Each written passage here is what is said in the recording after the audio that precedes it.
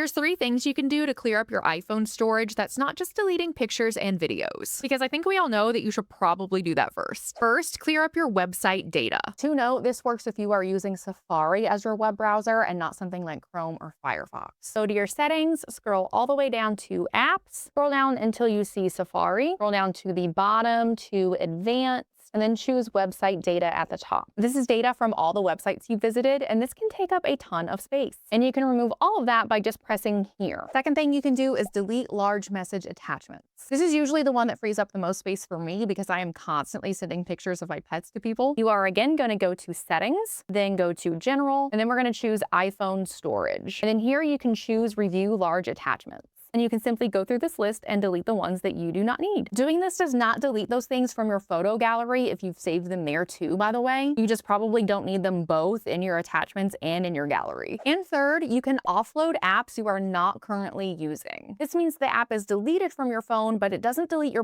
personal information. So if you re-download the app in the future, all of your information is still there. Go to your settings and general again, and then again, iPhone storage, and then scroll down to underneath your apps where you see show all. Go ahead and choose that. And this lists all of your apps that are on your phone. You can go through this list and find the ones you don't use very often. I'm going to use Home for an example, and then you just choose offload app. How do you deal with your iPhone storage? Let me know in the comments.